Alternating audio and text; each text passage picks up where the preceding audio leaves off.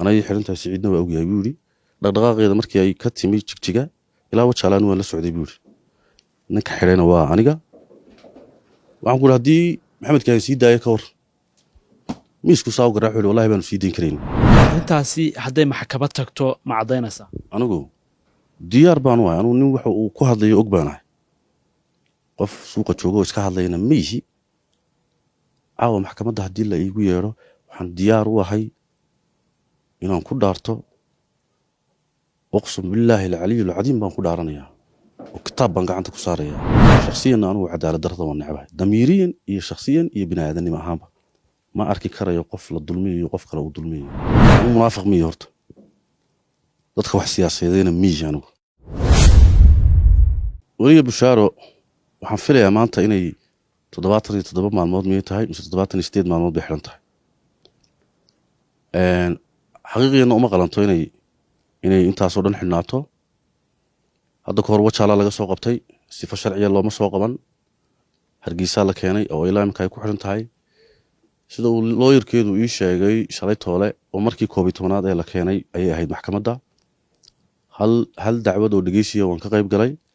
12 ka jeer la keenay 8 mar oo kamidii waxa loo keenay rumaan baa loo jiray halka 3 jeer dacwadeedii la dhageystay waxyaabaha mushkiladda wadankeena cadaalad daradiisa cadaalad xumadiisa qayb ka ah ama garsoorkiisu aad u liita qayb ka waxa kamid ah in qof leeyahay waa dambiile qaran oo qaranku dambi ka galay maba xuma qofku dambi uu gali karayaa maaha malaa'ig maaha in qofkii marka la soo qabto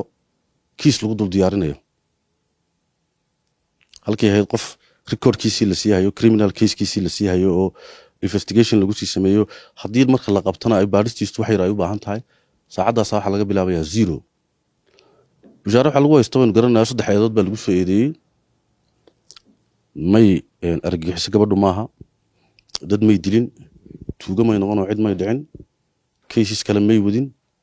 facebookgaasi ka hadlaysay qarankaana damaanad qaaday dastuurkaana damaanad qaaday qofka inuu xorriyadiisa fikirkiisa hadli karayo wax badan oo bujaaro ka hadashay anaaba qababa anigaygan kula hadlaya ayaa qababa in wadanku aanu cadaaladiisu aanay fiicnayn in xilalkiisa saami qaybsigiisu uu dhinac ka raran yahay waxay ku qaldan tahay ma wax run oo ana sheegay ana hadda aaminsan ba mushkiladda kale jirtaana waxa weeye in maalinba kiiskii dib loo dhigayo oo rumaan 10 cishaa dib loo dhigayo oo shalay waxyaabihii kowga ka waxa kamid ah in laba markhaati la keenay mid kamid wuxuu ahaa taliyaha saldhigga booliska oo uu diidayba xeerlaantu intay ku darsatay inuu markhaati yahay waxba kama ogi buu haddana 10 August baa la mudday waa waqti dheer in la yiraahdo markhaati marka anu waxaan aaminsanahay gabadhaas inay si khaldan u khaldan tahay si khaldan u xiran tahay xaqiiqiyana waxaan ogahay waxaan dadku ogeyno oo aan rabaa inaan halkan ka cadeeyo mushaar baanda sharciga uma xidhna waxaan arkay dad badan oo lahaa adeerkeed buu xiran yahay maxamed kaahin iyo marna awowgeed war uma xidhna aday u xiran tahay uu sii deyn lahaa bushaaro waxay u xiran tahay maxamed muuse biixi cabdi bay u xiran tahay waxa dhacday hadda ka hor muddo hadda laga joogo waxaan filayaa inay bil tahay 25 Juun dan been iska ilaaliyo aniga iyo waxaan ahay Saciid Culay hotelka ambassador dabadiisaan marinay waxaan si ka disay soo aragnay maxamed muuse biixi wiilka madaxweynuhu dhalay oo ila socdaan 4 nin oo malaha si asxaabi family waxbay ahaayeen oo ka yimi markaa wadadaan isku arnowna joojiyay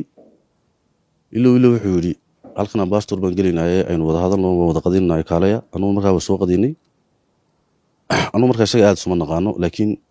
xilibaan Saciid Culay oo ila socday bay aad soo yaqaaneen markii aanu fariisanay ayaa laba nood hore aad soo yaqaano arinta bushaare aad uga wada hadleen wuxuu ku yiri gabadha diimaad iska sii deysaan maxaa goorma dumarka iyo maatida iyo bilowna inaan la ficiltano wuxuu ku yiri goor imisa jeer baan kuu sheegay aan ku yiri gabadhaasi aniga yaani horteeda ay imanayaan soo hormarin intay dhuuman karto ha dhuumato doodeer baa dhex martay waan soo dhex galo waxaan ku markaa anugu aad baan u dhegeysanayay weliba ninka culay baa yani isaga si aada gabadha uga maslaxayay tan intaan soo dhex galaan ku waryahay maxamed sootii gabadha u xidhnayd maaha odayga adeerkeeda maxamed kaahin ee soota iminka erga loogu jiray la sii deynaya gabadhii maaha maya buu yidhi uma jirta buu yidhi anay xidhantahay siciidna waa ogyahay buu yidhi dhaqdhaqaaqeeda markii ay ka timi jigjiga ilaa wajaalaan waan la socday buu yidhi ninka xidhayna waa aniga waxaan ku yidhi haddii maxamed kaahin sii daaya ka war miisku saa u garaac wuxuu wallahi baanu sii dayn karayn anu markaa waxaan leeyahay dadka faamiligeeda ah ee ku meeraalaysanaya maxamed kaahin baa gabadha u xidhan tahay maxamed muxuu sii boqor murmud uu ka hadlayaan arkay odayaal kale uu ka hadlayaan arkay war uma xidhna haddaad cid u wargeynaysaan maxamed muuse biixi bay u xidhan tahay u taga isaga ugu ergooda taasi waa taa waaxda sharcigana waxaan leeyahay maxkamadaha xeer ilaalintana weliba xeer ilaalinta anigu inta aan ogahay xeer ilaalintu inta badan waxa loogu talagalay waa inay ka hadasho ama ay xeerarka ilaaliso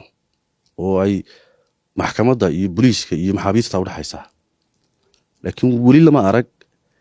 xeer ilaalin facebooka uun cid alle ciddii dowladda ka maagta uun ugaarsanaysa un inta aan ogahayna weli kays xeer ilaalin qof dowladda maagay oo dacwadda maxkamadda la galay oo cadaalad ku dhammaaday aanu ma garanayo intaan ogahay marka laga tegi waayo cabdiraxmaan abees oo beri la soo eedeeyey isaguna oo marka dambe la yidhi maxkamadda dembi maxkamadduna dembi kuma weyne amar madaxweynaha lagu sii daayo taana waxaa caddaynaya markii cabdiraxmaan abees maxkamaddu sii daysay anu maxkamaddan joogay jeelku tago alaabtiisu soo qaatay markii uu qadeeyey gaari baa lagu qaaday madaxtooyada soo dirto waa tii shirkii boorame ee ay kulmiya ku lahaa waa kii de madaxweynaha iyo halkaa loogu geeyey ee dee life loo daawanayay in halkaa lagu soo bandhigay waxaan lay waniyahow wadaa xakamtum bayna annaasi an taxkumu bilcadli baa ilaahay yidhi waniyahow aakhire waa laydin weydiinayaa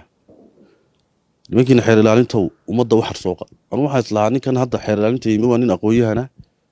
waa nin wadaadoo diinta ku fiican baa laygu yidhi waxbuu ka bedelayaa baan islahaa laakiin waxaan isleeyahay weli xeerkii in la sii qaaday ayaad moodaa anigu haddaba waxaanan ku hadlayaa qof mas-uula baan ahay